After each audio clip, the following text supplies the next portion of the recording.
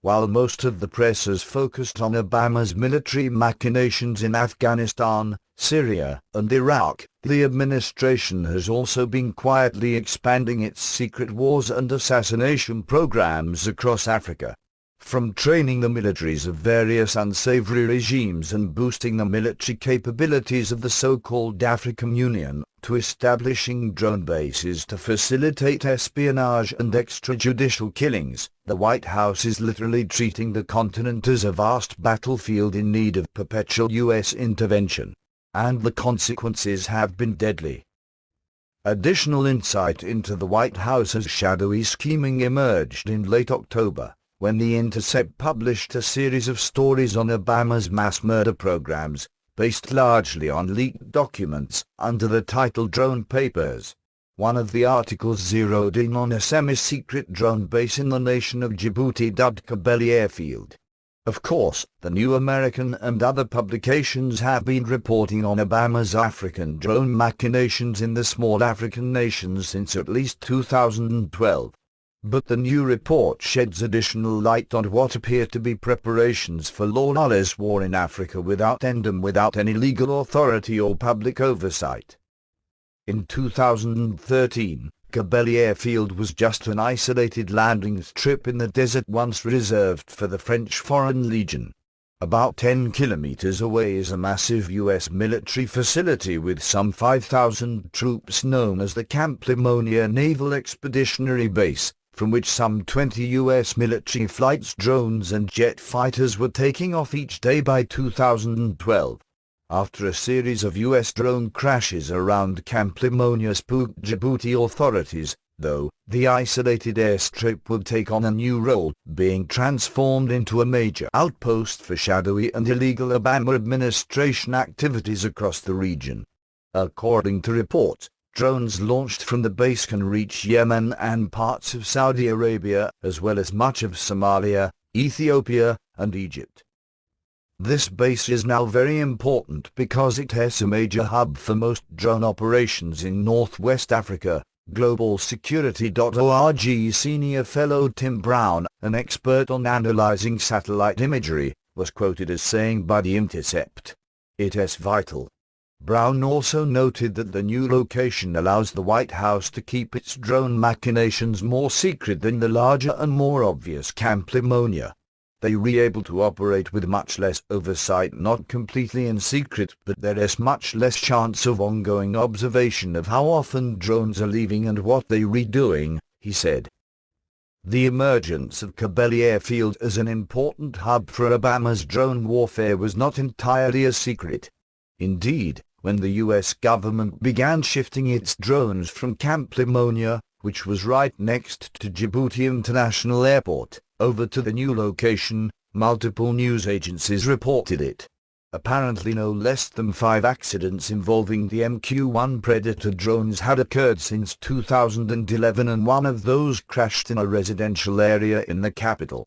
So, the Pentagon quietly asked Congress for tax funding to build minimal facilities for temporary operations at the airstrip, expected to last no more than 2 years.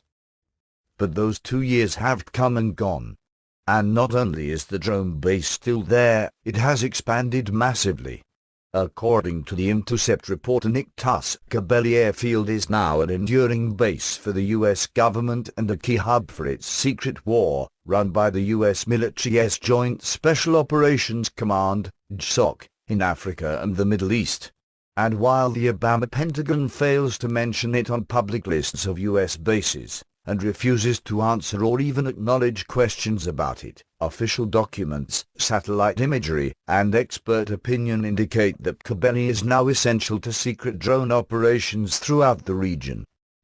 But it is not just people living around Djibouti who must live in fear of Obama's drone-fired Hellfire missiles landing on their homes and families, or the terrifying special operations raids ostensibly aimed at capturing and killing suspected militants. The startling transformation of this little-known garrison in this little-known country is in line with U.S. military activity in Africa where, largely under the radar, the number of missions, special operations deployments, and outposts has grown rapidly and with little outside scrutiny, explained thus in his report, headlined "The Stealth Expansion of the Secret U.S. Drone Base in Africa." Indeed, the New American has been reporting for years on Obama's various military interventions across Africa, most of which have received little to no coverage from the establishment press.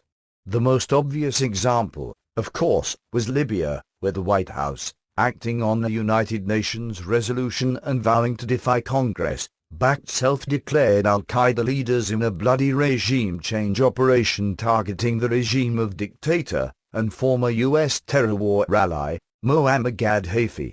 At least the war received coverage, however misleading.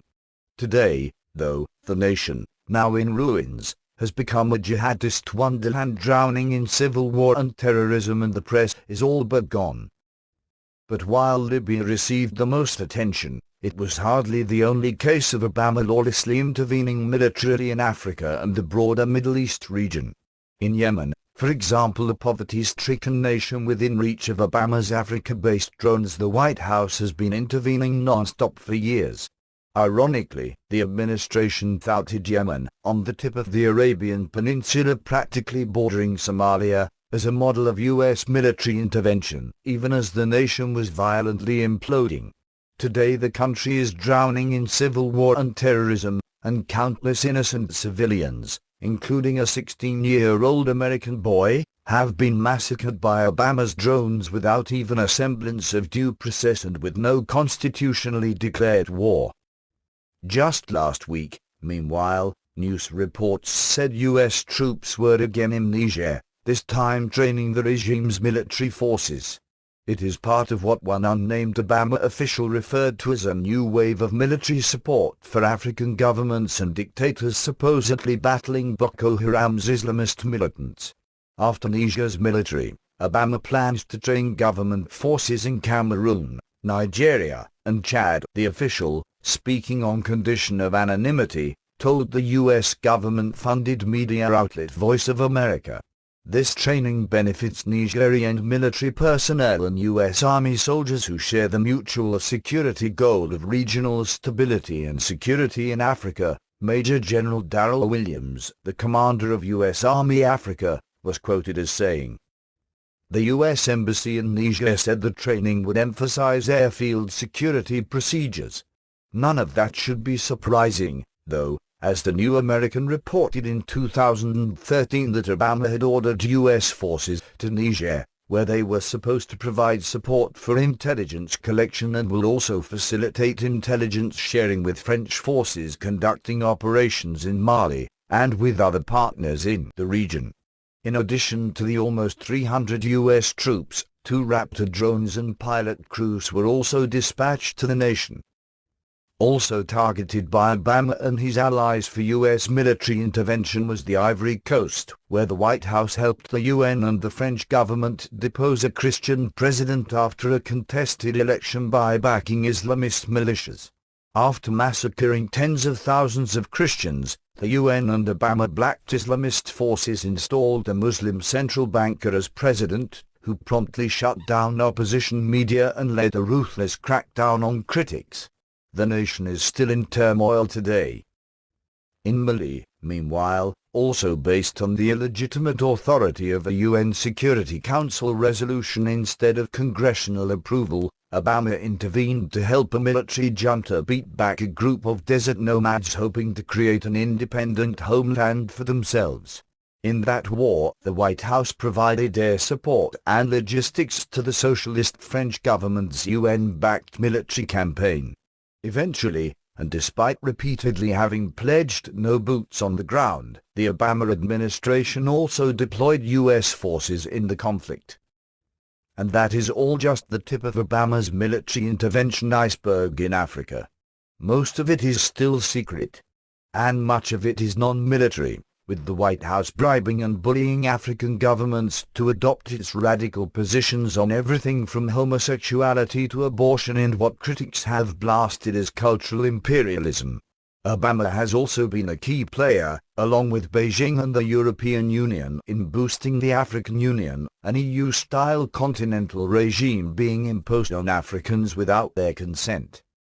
Much of the military scheming across Africa has been justified by the Obama administration as an effort to keep track of and hunt down Islamist militants, some of whom are supposedly affiliated with Al-Qaeda.